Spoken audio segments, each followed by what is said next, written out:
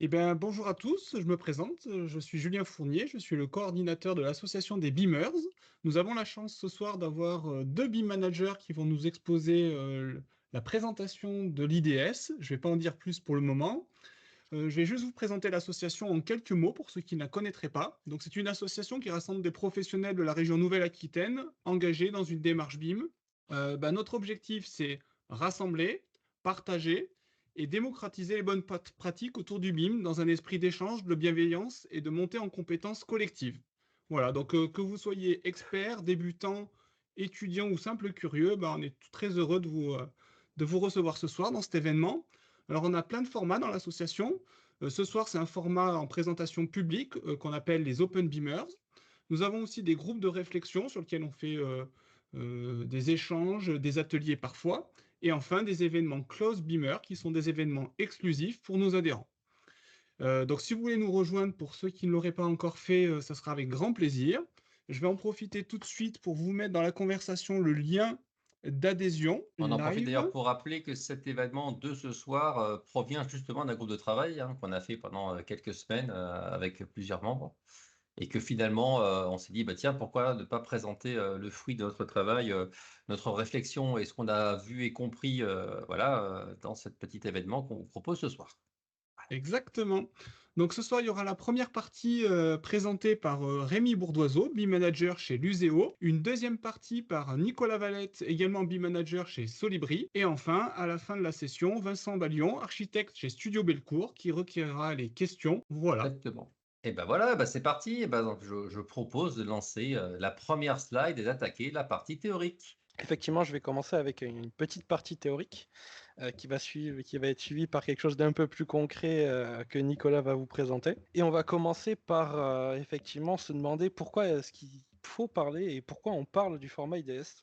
Bon, on le sait tous, qu'un projet soit BIM ou pas, l'un des éléments les plus importants, c'est la transmission des informations en interne ou à nos clients. D'ailleurs, une partie du processus BIM, ça s'appuie sur ces données-là et ça vise aussi à formaliser ces données-là.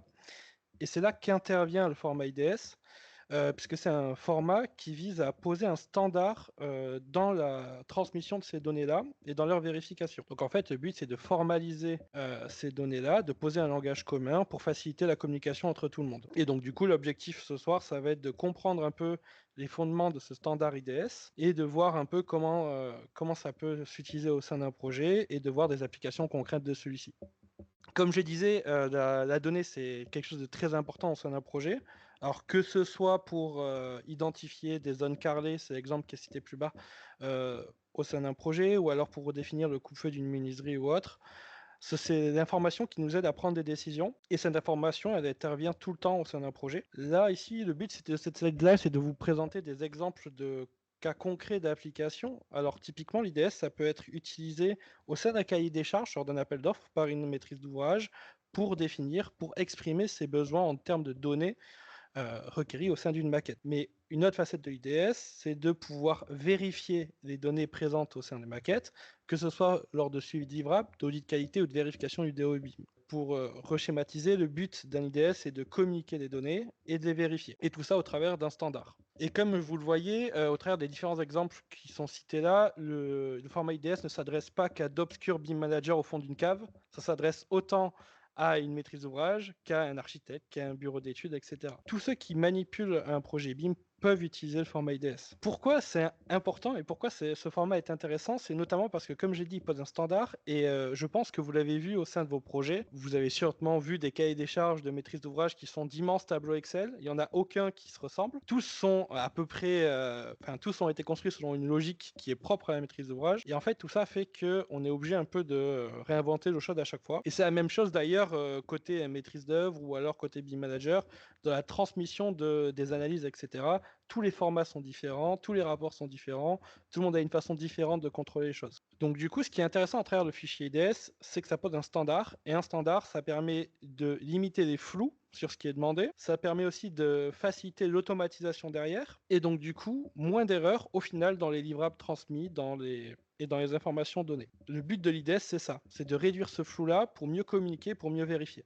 Si on rentre un peu plus dans ce qu'est l'IDS, on pourrait caractériser ça par une checklist intelligente de données demandées au sein d'une maquette.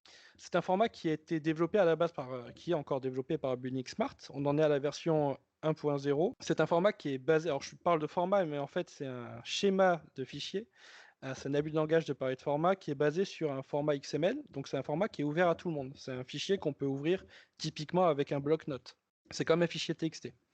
Et en ça, c'est un format qui est intéressant parce qu'il est autant lisible et compréhensible par un humain à travers un outil type un éditeur IDS que par un logiciel type Solibri, AK Software, Archicad, etc. Donc en fait, c'est un format qui est commun et qui est standard et lisible autant par les humains que par les machines. Et ça, c'est intéressant. Comme tout outil, c'est un format qui a des limites. C'est un format qui n'est fait que pour contrôler de la donnée et absolument pas de la géométrie. Tout comme c'est un format qui ne vous soustrait pas à la rigueur d'un processus BIM, et c'est un format dont le résultat de la confrontation entre un IDS et une maquette, ça va être un rapport d'erreur, et donc du coup ça va pointer les erreurs, mais ça ne va absolument pas les corriger.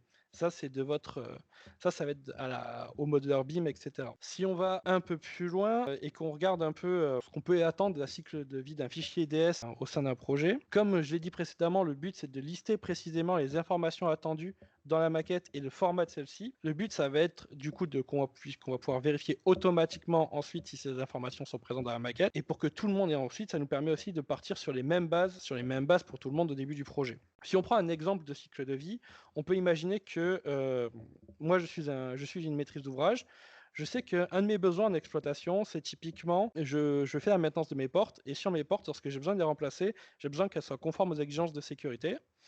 Et par exemple, une traduction de ça, c'est que moi, je vais avoir besoin d'avoir la donnée coupe-feu de la porte. À partir de ce besoin-là, je peux venir créer un fichier IDS qui va demander qu'au sein des maquettes soit renseignée la donnée coupe-feu selon un format défini et un nom de donnée défini.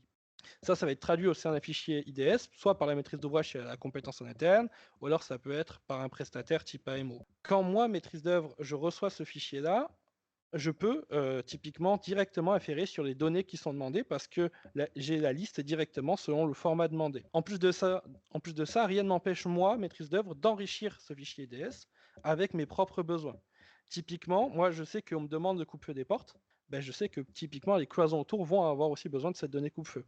Donc, rien ne m'empêche de demander au BIM Manager ou de le faire moi si j'ai la compétence, d'enrichir le fichier IDS avec mes propres besoins. Ensuite, tout au long du projet, que ce soit aux différentes phases, que ce soit et souvent de façon itérative, ça va nous permettre de mener des vérifications automatiques sur les maquettes et par itération venir corriger les éléments pour venir ensuite du coup obtenir des livrables qui soient conformes aux exigences et aux demandes.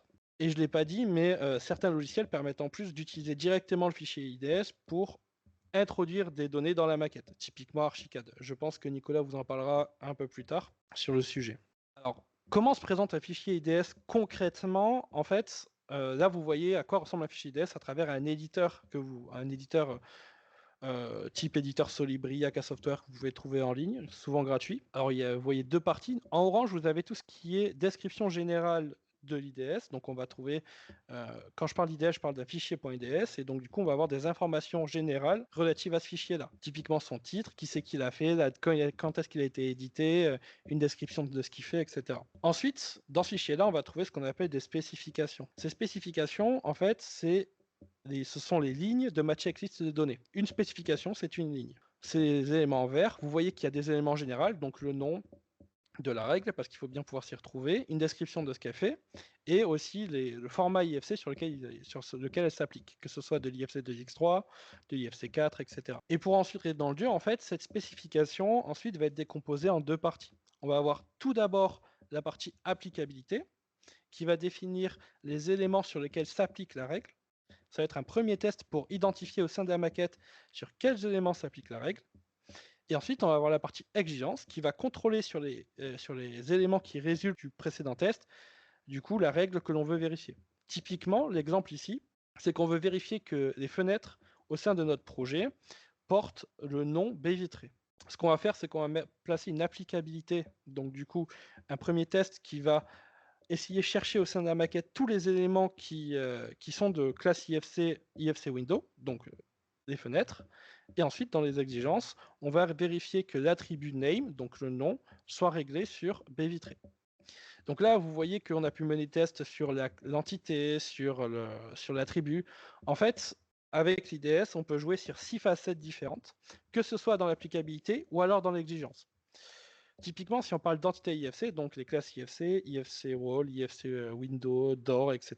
Si on le met dans l'applicabilité, par exemple, la règle va s'appliquer à tous les éléments de cette classe-là. Si on le met dans l'exigence, on va vérifier que tous les éléments ont cette classe-là. Et ça, on va l'avoir sur les attributs aussi. Alors, quand je parle d'attributs, je parle des éléments de base d'un objet IFC, typiquement le nom, le GUID, la description, etc. Et on va pouvoir avoir exactement la même logique. On va pouvoir vérifier que les éléments ont un nom défini ou alors qui respectent un nom, ou alors on va pouvoir appliquer ce test-là sur tous les éléments qui portent un nom précis. Et on a ça aussi sur les classifications, alors qu'on parle d'uniformat, d'omniclass, etc. On a ce même principe-là. Sur les propriétés, donc quand je parle de propriétés, en fait, je parle de la donnée contenue dans les jeux de propriétés, typiquement load bearing dans les PC de common, etc. en IFC, ou alors toute propriété que vous avez indiquée au sein de votre maquette. Donc du coup, on va pouvoir soit partir en termes d'applicabilité sur tous les éléments qui possèdent cette donnée-là ou dont la valeur est réglée sur cet élément-là, ou alors on va pouvoir vérifier que ces éléments possèdent bien cette donnée-là et qu'elle est sous ce format-là. On va avoir la même chose sur le matériau. Et pour finir, on a aussi ça sur les relations entre éléments. Typiquement, c'est la partie part of. Alors ça peut être qu'un élément soit relié à une pièce, ou un IFC space, à un étage, qu'une fenêtre soit et un mur pour hôte ou autre. Donc tous les éléments que vous avez en termes de relations au sein d'un fichier. Donc ça, c'est 6 facettes sur lesquelles peuvent jouer l'IDS.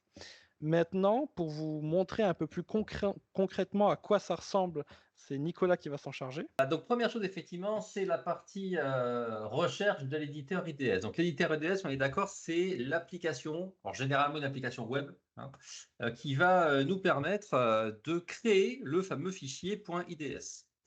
Donc, pour créer un fichier .ids, il suffit de taper IDS Editor ou éditeur IDS sur Google, et puis on s'aperçoit qu'on va avoir effectivement un certain nombre de résultats à notre disposition.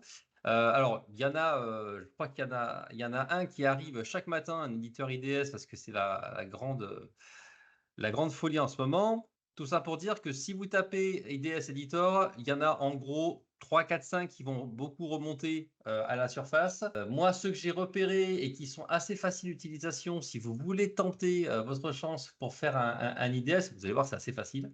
Moi, je vous conseille de partir sur celui de BIMvision. Il n'y a pas d'inscription, vous y allez directement et puis vous allez rentrer donc, les métadonnées dont on parlait, la spécification, etc. Ensuite, facile d'utilisation, il y a également celui de Solibri, c'est celui qu'on va regarder, qui a l'avantage d'être sur une seule page et pas en sous-partie comme les autres.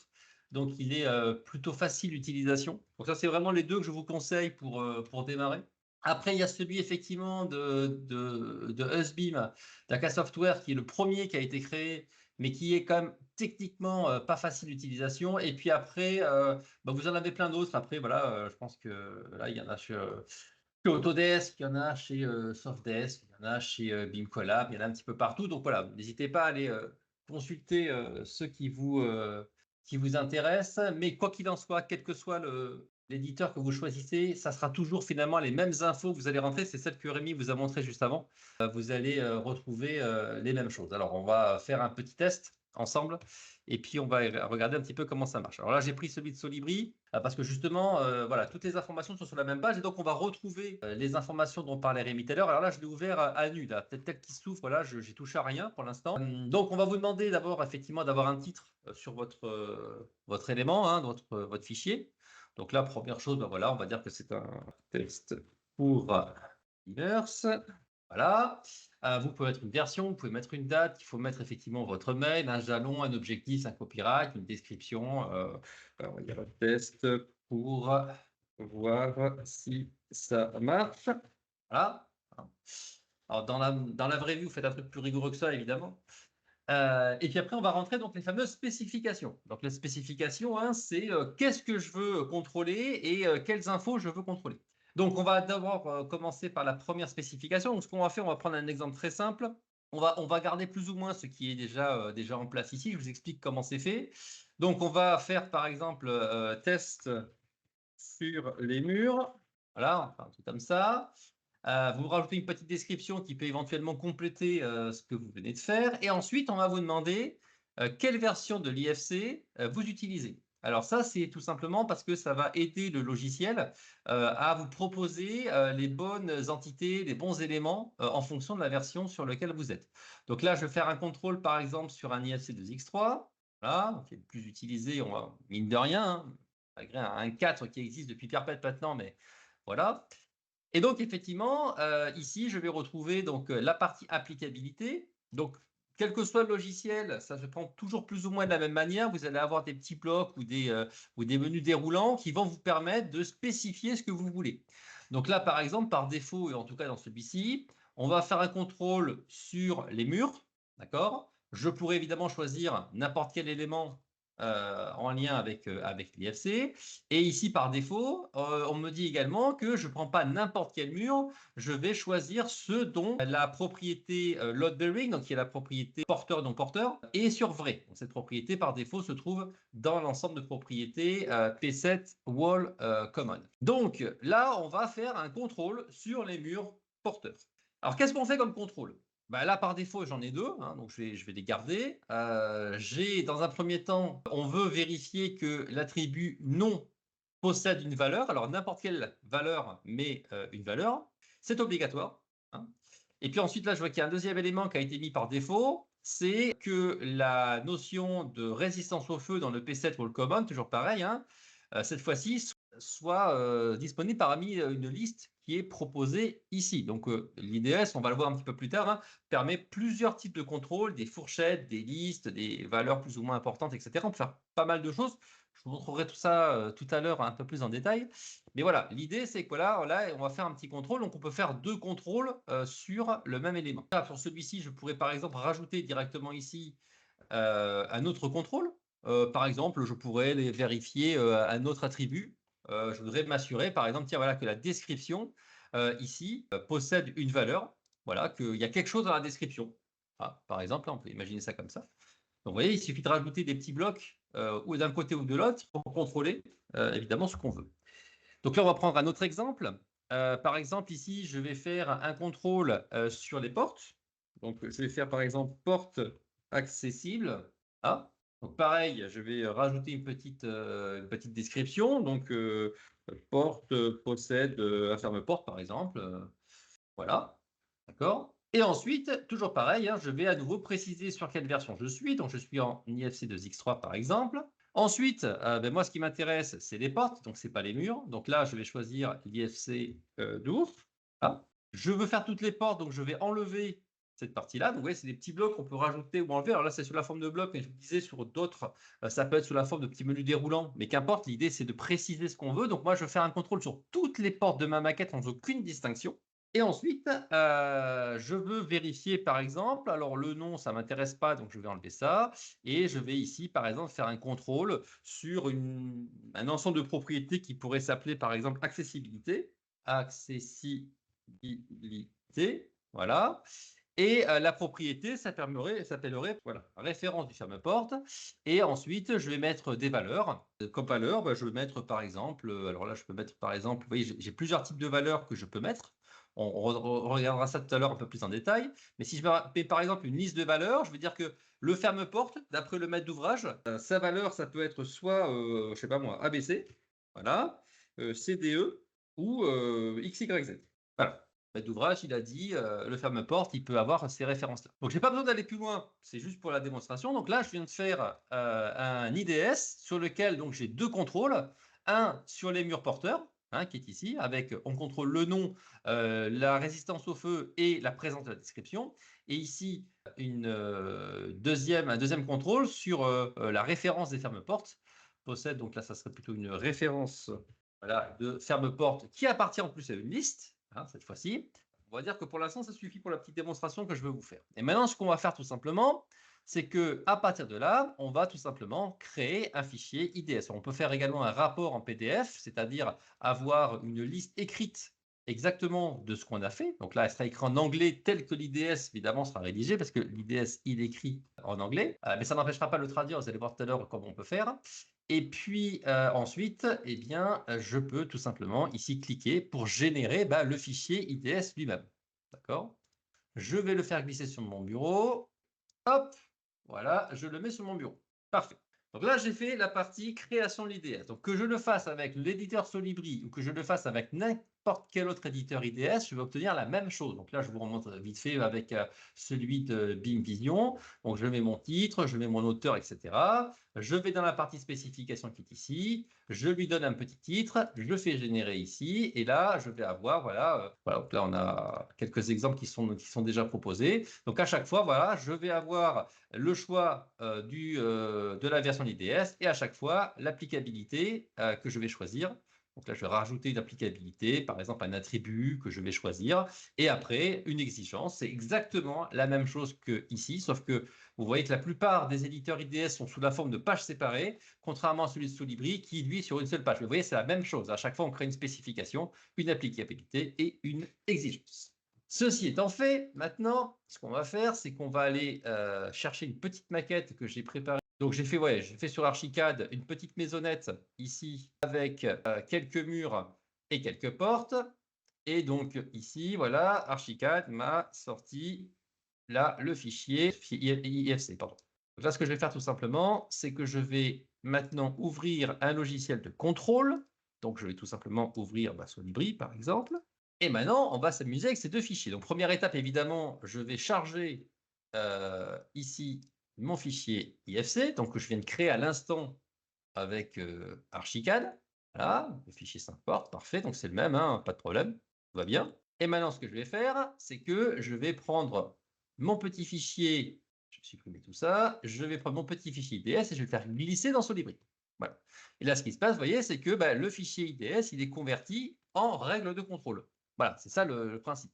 Et vous avez vu que ça s'est fait tout seul, ça s'est fait par un glissement. Donc ça veut dire que Solibri, il comprend ce format. Pourquoi? Parce que comme vous l'a dit Rémi, c'est un standard. Donc c'est pas un fichier Excel qui est fait comme chacun veut, non, c'est une standardisation qui fait que tous les logiciels comprennent exactement comment se comporte ce fichier. Donc en fait, tout simplement ce qu'a fait Solibri, c'est qu'il a récupéré les deux contrôles que j'ai demandé dans mon gestionnaire tout à l'heure. Je peux éventuellement ici aller voir de quoi il s'agit. Voilà.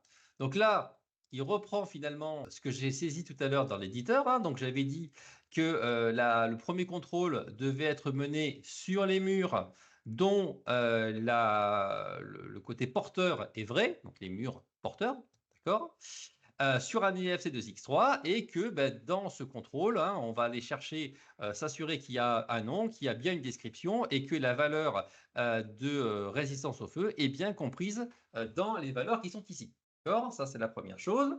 Et puis après, on est allé vérifier ici que les portes, hein, donc c'est toujours la même chose, hein, les portes sur un IFC2X3, toujours pareil, a pour valeur de ferme porte A, B, C, D, E, F, X, Y, Z, et que cette valeur se trouve dans la propriété ferme porte, ref ferme porte, qui elle-même se trouve dans le P7 accessibilité. Alors je vous dis de suite, il n'y est pas. Je vous spoil, il n'y est pas. Je l'écris en direct là, devant vous tout à l'heure, il n'y est pas. Donc normalement, Solibri devrait nous dire qu'il n'y est pas. Donc on va lancer le contrôle. Voilà.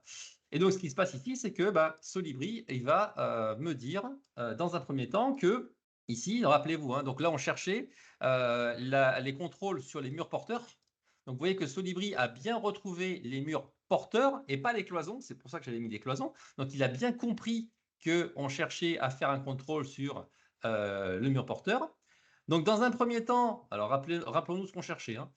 Nous, on cherchait deux choses. On cherchait dans un premier temps l'attribut name était bien rempli, que la description était bien remplie, et on avait également le contrôle sur le degré coupe-feu. Donc, si je regarde ici maintenant ce qui se passe, le nom, il n'y est pas, donc ça veut dire qu'il est bien rempli. Ça veut dire que chaque élément de ma maquette ici, voilà, hop, a bien un nom, ici.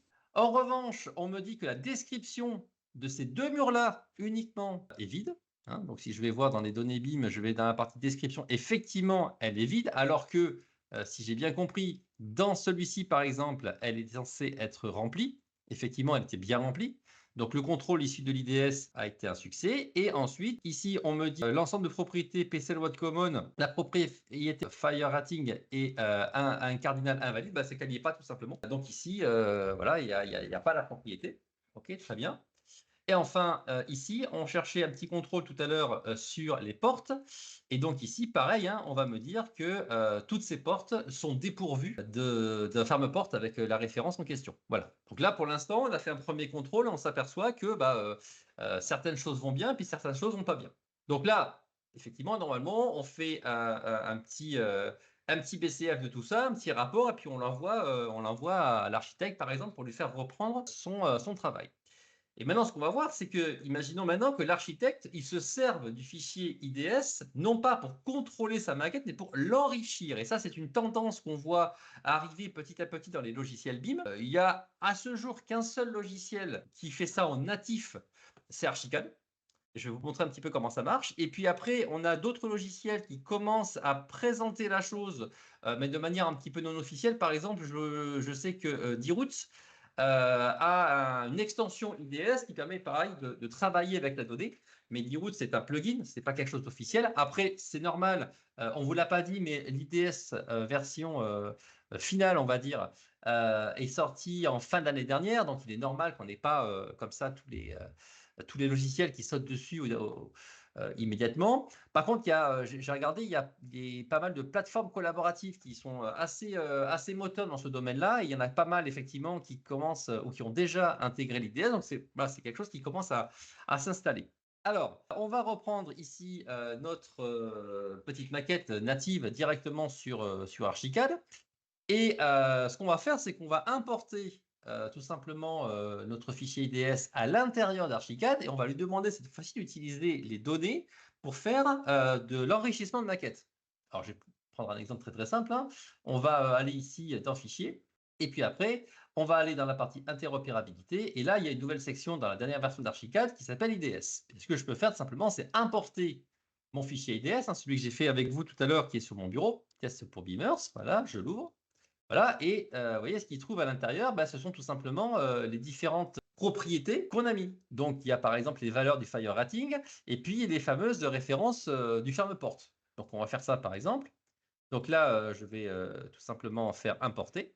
Voilà. Et là, ce qui s'est passé, c'est que Archicad a récupéré dans l'IDS les valeurs du ferme porte, si bien que maintenant, quand je vais aller dans une porte, par exemple aller dans celle-ci, eh bien, je vais retrouver dans les propriétés de la porte, qui sont ici, tout en bas ici, vous voyez, il m'a importé, là, ici, le P7 accessibilité que j'ai créé avec vous tout à l'heure dans l'éditeur IDS, et il m'a importé la propriété. Et dans cette propriété, qui est ici, eh bien, je vais retrouver, voilà, les valeurs que j'ai rentrées. Donc là, maintenant, je vais pouvoir utiliser ces valeurs qui ont donc été définies par le fichier IDS, sans aucun risque d'erreur, je vais pouvoir les appliquer. Alors vous allez me dire, ouais, mais il ne les met pas automatiquement. Non, il ne les met pas automatiquement, et pour une raison très simple, c'est parce que en tant qu'architecte, moi, j'ai pas envie que l'IDS vienne nourrir ma maquette. C'est à moi de dire à mon logiciel, finalement, où sont les ferme-portes ABC, où sont les CDE et où sont les XYZ. Donc, admettons, je fais ce petit travail, je vais, par exemple, sur ces deux portes-là, considérer que ce sont, par exemple, des ferme-portes de type CDE, voilà, et puis je vais considérer que ces trois portes-là, eh bien, elles ont un ferme-porte, donc pareil, hein, je vais retrouver ici, de type, par exemple, XY. Voilà, et vous noterez que j'ai laissé volontairement une porte sans rien pour voir un petit peu maintenant ce qui se passe sur Solibri. Parce que maintenant, ce qu'on va faire tout simplement, c'est qu'on va republier tout simplement la maquette. Voilà, tiens, ce que je vais faire d'ailleurs pour être sûr qu'on voit graphiquement que j'ai bien fait une modification. Je vais mettre un poteau au milieu, en plein milieu du salon, tout ce qu'on adore. Voilà. Et maintenant, je vais retourner sur Solibri. Donc là, on a nourri la maquette avec le fichier IDS. Et maintenant, je vais refaire un contrôle toujours à partir du fichier IDS. Et c'est ça qui est vachement intéressant, c'est que c'est le même fichier qui a nourri la maquette BIM et qui me permet de faire le contrôle. Donc, je vais faire la mise à jour de ma maquette.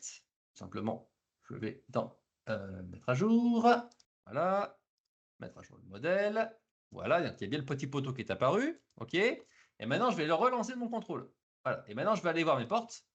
Et là, regardez ce qui se passe. Voilà, il n'y en a plus qu'une. Il y a celle que je n'ai pas renseignée. Les autres, elles sont dûment renseignées par les informations qui sont à l'intérieur du fichier IDS. Donc, vous voyez, c'est vachement intéressant ce système de se dire, on détermine une source de données par le fichier IDS, et cette source de données, elle va permettre à la fois de nourrir la maquette en apportant des données, mais également de faire le contrôle. Et ça, c'est vachement intéressant. Alors attention, c'est quelque chose qui est en train de débuter, il y a des limites à ça, alors, notamment par exemple dans Archicad, on ne peut pas importer des propriétés qui existent déjà. On ne peut que créer de nouvelles propriétés. Alors, c'est peut-être des choses qui vont évoluer avec le temps. On ne peut pas modifier non plus les propriétés avec l'IDS. C'est pareil, c'est sans doute des choses qui vont évoluer avec le temps. C'est une première version, hein, voilà. Mais l'idée est vachement intéressante de se dire qu'on a une source de données commune qui est en plus verrouillée un petit peu comme un PDF parce qu'elle est créée par le fichier IDS, donc créée par exemple par la MOBIM, et que c'est la même source qui va nourrir la maquette et permettre le contrôle. Ce qu'on va faire maintenant, c'est que je vais vous ramener sur le fichier, sur l'éditeur IDS. Je voudrais juste vous montrer quelques petites choses en plus pour vous montrer un petit peu l'étendue de ce que peut faire l'IDS, parce que là, on a fait des choses assez simples, mais on peut aller un petit peu plus loin. Alors, je ne veux pas non plus vous abasourdir avec des choses trop techniques, mais je voudrais juste vous montrer 2-3 petites choses qui peuvent voilà, vous ouvrir un petit peu l'horizon sur ce qu'il est possible de faire. Donc, ce que je vais faire, c'est que je vais supprimer ce fichier. Voilà, et je vais en charger un autre que j'ai préparé. Je l'ai mis sur mon bureau. Je l'importe. Voilà. Et donc là, en fait, là, j'ai importé un fichier IDS dans un éditeur. Donc, les fichiers IDS, les éditeurs IDS, généralement, ils permettent de lire les fichiers IDS. Donc, si vous recevez un fichier IDS, vous ne savez pas ce qu'il y a dedans, vous ouvrez normalement n'importe quel éditeur IDS, vous l'importez à l'intérieur et il va vous le présenter. Il va vous dire ce qu'il y a dedans. Donc là, imaginons, voilà, je découvre le fichier que je viens de charger. Et donc, grâce effectivement à la partie haute, déjà, j'ai une vision de ce que c'est. Voilà, je vois que c'est pour le cahier des charges du projet Olympie. Je sais qui l'a fait, je sais qui je peux contacter, je connais la phase, j'ai la description, etc. Donc déjà, je peux m'approprier le pourquoi ce fichier existe. Et ensuite, eh bien, à l'intérieur, il y a les règles. Voilà, il y a des règles de contrôle. Alors, bon, la première, elle est relativement simple, on l'a vu tout à l'heure, hein. Ici, je contrôle des fenêtres, et dans ces fenêtres, on en a parlé tout à l'heure avec Rémi, je vérifie que ce sont bien des baies vitrées, dont le nom est bien baie vitrée. Donc ensuite, ici, j'ai rajouté un type prédéfini. Donc le type prédéfini, hein, dans le langage de l'IFC, ça permet de préciser certains types d'éléments. Donc par exemple, un IFC wall dont le type défini partitioning, c'est une cloison. Et donc j'ai dit par exemple que les cloisons, effectivement, doivent être non porteuses. Voilà. Donc le load bearing dans le P7 wall common doit être faux. Hein, voilà. Donc là, je vais aller un petit peu plus loin. Ici, j'ai dit que les portes de logement doivent être vitrées ou isoplanes et intérieures. Alors là, c'est intéressant parce qu'on commence à imbriquer des morceaux avec des ou et des et. Donc là, même système. D'abord, sur quel élément on veut mener le contrôle? Donc là, le contrôle, il est mené sur des portes et pas n'importe quelle porte, hein, puisque ce sont les portes de logement. Donc là, il a été fait le choix de considérer que les portes de logement, ce sont des portes dont la description est porte intérieur logement. Voilà. Et ensuite, sur ces portes intérieures logement, on va mener 2 contrôles. Le premier, c'est aller vérifier le type de panneau qui se trouve dans un P7 personnalisé qui s'appelle Olympie Dataport. Et on va vérifier que ce type de panneau, ça soit ou bien porte isoplane ou bien porte vitrée. Et ensuite, on va vérifier également que dans le P7 Door Common, la propriété isexternal est fausse. Donc c'est une porte intérieure. Et donc il suffit qu'une seule de ces propriétés soit fausse pour que l'élément soit retoqué. D'accord? Donc quand on en a plusieurs, hein, si l'élément, il y a une seule chose qui est fausse, l'élément sera automatiquement considéré comme faux et donc reporté comme à corriger. Ensuite, l'IDS permet également de faire des fourchettes. Donc là, par exemple, je suis allé vérifier la dimension des fenêtres. Donc, pareil, je suis allé prendre les IFC Windows. J'ai rajouté également que je voulais que ces IFC Windows soient des IFC Windows extérieurs, pas des fenêtres intérieures qui séparent des bureaux, par exemple, des choses comme ça. Non, non, moi, je veux des vraies fenêtres qui sont dehors. Et je veux vérifier donc les dimensions de cette fenêtre. Donc, dans les dimensions, je ne suis pas allé prendre la hauteur, donc la hauteur qui se trouve dans l'ensemble de propriétés base quantities. Donc, P7 assez connu dans lequel on a les dimensions. Ces dimensions, je vais aller vérifier donc qu'elles sont comprises entre, donc là il s'agit de la hauteur de la fenêtre, entre 1,10 m et 2 m. Donc on a cette possibilité comme ça de créer des fourchettes. Et en même temps, je veux vérifier toujours dans les quantités de base, mais cette fois-ci la hauteur, que cette hauteur soit donc comprise entre 0,8 et 2,40. Voilà. Donc, une fois de plus, si une seule des deux dimensions sort de ces fourchettes, la fenêtre sera retoquée. Alors, ici, les plafonds doivent être situés à une hauteur minimum de 2,50 m et posséder une stabilité au feu. Alors là, on introduit la notion de matériaux, donc dans les fameuses facettes dont on parlait tout à l'heure avec Rémi. Donc ici, on va parler donc d'un plafond. Donc c'est un IFC covering dont le type prédéfini est ceiling. Comme ça, généralement, quand on définit un plafond. Et j'ai rajouté que ce plafond, je veux qu'il soit en plâtre. Donc je veux vérifier les plafonds en plâtre, pas les plafonds démontables, pas les plafonds en bois, uniquement les plafonds en plâtre. Et donc dans ces plafonds, je vais aller vérifier, donc dans un premier temps, leur hauteur. Donc je suis allé vérifier une propriété qui s'appelle hauteur sous plafond, qui se trouve dans l'ensemble de propriétés Olympie plafond, voilà, et vérifier donc qu'elle est entre 2,50 et supérieure. Et ensuite, comme tout à l'heure, hein, je suis allé vérifier que dans les propriétés de résistance au feu, eh bien, je veux avoir une valeur. Alors, on n'est pas obligé de préciser quelle valeur, mais on peut dire je veux juste quelque chose. Je me moque de savoir ce que c'est, mais je veux qu'il y ait quelque chose. Donc, on a cette possibilité ici de mettre toute valeur. Vous voyez qu'on a plusieurs possibilités. Aucune valeur, une valeur exacte, ou alors des listes que l'on peut choisir. Allez, j'en termine avec ces quelques exemples. Là, on rentre dans une nouvelle dimension. C'est la possibilité de rajouter des expressions régulières. Parce qu'effectivement, peut-être que dans les différentes petites fenêtres qui vous ont proposées là, vous ne trouverez pas votre bonheur. Peut-être que vous avez besoin de faire quelque chose de plus subtil, on va dire, que ce que proposent par défaut les éditeurs IDS. C'est pour ça que les éditeurs IDS ou l'IDS supportent les expressions régulières. Les expressions régulières, ce n'est pas une invention des IDS. C'est un format qui existe depuis l'invention de l'informatique et qui permet avec des petits codes de pouvoir intégrer des sortes de variables, on va dire, qui permettent d'aller un petit peu plus loin dans le raisonnement. Je vous en montre un assez facile. Tous les éléments de la maquette doivent avoir un numéro de lot. Donc ça, c'est un contrôle global. Hein. Tous les éléments de la maquette doivent avoir un numéro de lot. Donc, première chose, je vais vérifier les entités et dans les entités, plutôt que de choisir une entité IFC Wall, IFC DOR, IFC ce que vous voulez, je vais rajouter tout simplement un petit point plus. Donc point plus, ça veut dire dans les expressions régulières que je veux une valeur. Je veux n'importe laquelle, mais je veux une valeur. Je veux quelque chose. Je veux qu'il y ait quelque chose dans la case. Alors j'aurais pu mettre ça, mais c'est aussi histoire d'introduire cette nouvelle fonctionnalité. Et puis ensuite, je veux qu'il y ait donc, on a dit, un numéro de lot. Et là, j'ai poussé le vis un peu plus loin. J'autorise que la propriété DCE numéro de lot soit dans n'importe quel P7. Ah, je suis hyper cool pour l'instant. On est au début du projet. Peut-être que ce n'est pas encore bien carré. Donc, une fois de plus, je vais mettre cette petite fonctionnalité, point plus, hein, qui me dit que j'accepte n'importe quelle valeur pourvu qu'il y ait quelque chose. Voilà. Et donc là, j'accepte n'importe quelle valeur. Vous voyez, on peut faire des contrôles très générique ou à l'inverse très précis. Parce que là, j'ai un autre exemple à vous montrer. Donc là, par exemple, le nom des cloisons doit commencer par cloison.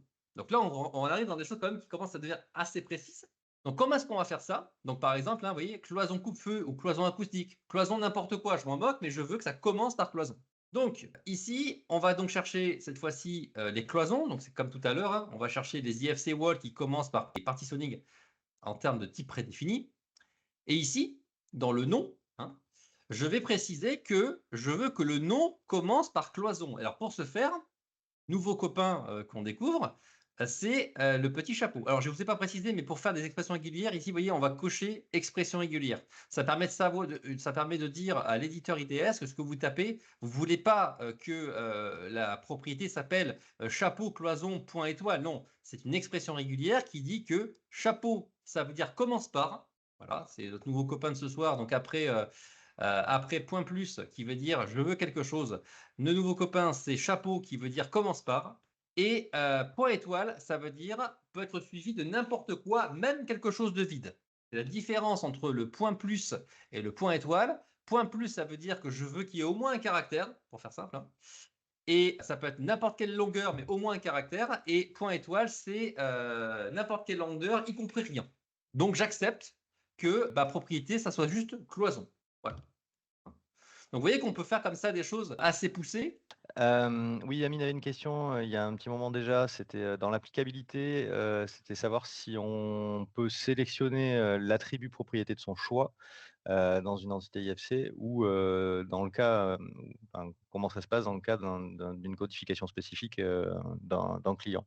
Oui, on peut taper ce qu'on veut en fait à l'intérieur. En fait, par défaut, la majorité des éditeurs IDS vont nous proposer les propriétés de base en accord, enfin là en l'occurrence les entités de base en accord avec ce qu'on a choisi comme version de l'IFC. Donc là, je suis en IFC 2x3, donc par défaut, il me propose d'abord toutes les entités qui existent par défaut dans l'IFC 2x3. Et si effectivement je passe en IFC 4, voire en 4.3, à ce moment-là, hop, il va me proposer ici toutes les propriétés qui sont liées à l'IFC 4.3. Mais effectivement, si je veux taper patate, je peux. Bon, après, pour les entités, ce n'est pas forcément une bonne idée. Par contre, pour les propriétés, oui.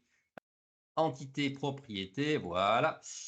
Donc là, par exemple, je suis en 2x3 et donc là, il va me proposer toutes les ensembles de propriétés par défaut, standard. Et ensuite, ici, je vais pouvoir taper ma propriété et mon nom. Et suivant les cas, suivant ce que dit l'IFC, il va me proposer un certain nombre de choses en adéquation avec ce que j'ai tapé ici. Voilà. Donc oui, on peut les paramétrer à la main. On peut taper ce qu'on veut finalement. Il n'y a pas de souci. Ouais, complètement. Voilà. Qu'est-ce qu'il y avait d'autre? Il y avait, une question effectivement, est-ce que Revit, lit, l'IFC? Alors, Parce que Revit lit directement l'IFC ou pardon, l'IDS? l'IDS, pardon. Ah bon? Directement, je crois que tu as répondu non, mais par le biais de plugins, Ouais, alors je comment ne ça sais se pas fait si un Revit jour? a plus d'infos sur le sujet. Alors, ça marche par le biais de plugins qui sont en bêta. Ah oui, donc Voilà, il faut limiter le truc, c'est que ça marche pas forcément de façon très très efficiente. Actuellement, par exemple, IDS for Revit, la dernière fois que j'avais testé, moi, ça me permettait surtout de lier des propriétés existantes à des choses dans l'IDS et d'exporter un IFC conforme. Ce qui était plutôt intéressant, mais on n'est pas encore au niveau d'Archicad, typiquement, qui intègre directement les propriétés sur la base d'un IDS. mais bon, on imagine que ça va venir. Je pense, mais Voilà, c'est comme tout, il faut le temps que ça se développe. exactement. Donc ça arrive tranquillement. Voilà, dans la même veine, Alain avait une question à savoir s'il existait une liste des logiciels et plateformes, collaboratives utilisant actuellement l'IDS, pardon, et ou un site faisant l'actualité. Je ne sais pas si dans vos Oui. ressources respectives, Alors, il y a un liste, sur Binix Smart, vous avez un listing des logiciels qui prennent en charge l'IDS. À noter que c'est du déclaratif, il n'y a pas de vérification derrière. C'est-à-dire qu'il suffit juste qu'un éditeur dise ben, moi, mon logiciel, il gère l'IDS. Et ensuite, il peut être référencé par Binix Smart sur le sujet.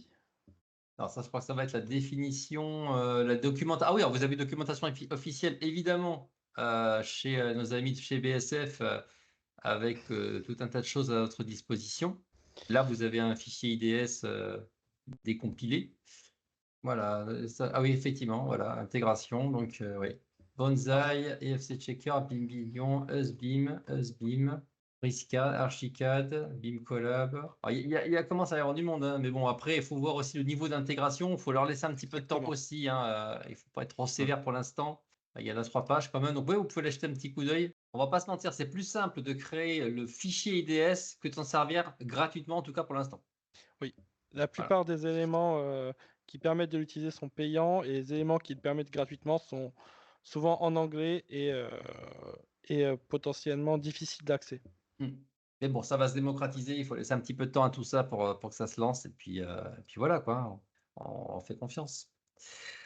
Eh bien, écoutez, je crois qu'on a fait un tour, je vois qu'il y a encore quelques gens qui discutent. Est-ce qu'on a fait le tour des questions, Vincent, des sujets à oui. aborder? Oui. Non, on a fait le tour effectivement, Bon. De toute façon, on va publier tout ça sur LinkedIn, on fera un petit replay d'utiliser l'IA pour générer un IDS entier à partir d'un tableau. Alors, j'ai tenté, mais il y a très longtemps, quand l'IDS est sorti, c'était pas fameux du tout. Alors moi j'ai essayé potentiellement sur de Plus récemment? sur de petites parties ça marche. Ouais. Mais moi ce que j'utilisais, et c'est ce qu'on avait présenté un peu pendant le groupe de travail, quand j'ai un tableau Excel en MOA, j'utilisais un outil qui a été fait par un Brésilien qui s'appelle Carlos Dias, Ah oui, notre famille. qui permet en gros de créer un IDS depuis un tableau Excel, mais du coup, il y a un travail qui doit être fait pour remettre en forme le tableau d'AMOA selon le template fourni par l'outil de cet éditeur brésilien. Je ne sais plus comment ça s'appelle IDS Converter. Si vous tapez IDS Converter sur Internet, vous allez le trouver. C'est un petit logiciel qui marche très très bien. Mais par contre, effectivement, ça demande de remettre en forme le tableau Excel selon le template défini. Parce qu'il y a effectivement une gimmick en ce moment que tout le monde demande, c'est moi j'ai plein de fichiers Excel chez moi en tant que BIM manager, est-ce que je pourrais les convertir en fichiers IDS? Pour l'instant, il n'existe pas encore de solution qui permette de prendre tout un fichier Excel, de tout convertir en fichier IDS. Je sais qu'il y a des éditeurs qui travaillent dessus parce qu'ils m'en ont parlé, donc on a bon espoir qu'un jour peut-être on pourra convertir tous ces fichiers Excel en IDS standard et de le faire d'un coup. Pour l'instant, c'est pas possible, mais voilà, on sait que les gens travaillent dessus. C'est possible, mais avec beaucoup d'itérations en fonction des erreurs qu'on reçoit. On va dire ça comme ça. Ça demande beaucoup de patience il faut avoir envie d'aller dans le sujet. Au final, on finit par mettre bien les mains dans le cambouis, et donc du coup, est-ce que ça vaut le coup ou pas? En termes de temps passé, je sais pas. Il faut peut-être laisser un petit peu de temps à tous ces éditeurs pour mettre des solutions free, qui soient plus user-friendly à la disposition de tout le monde. Ok, et ben si c'est bon pour tout le monde, et ben je pense que nous allons conclure cette petite session. Merci d'être venu. On va mettre tout ça sur YouTube. On va communiquer. Allez, bonne soirée tout le monde. Ciao, ciao.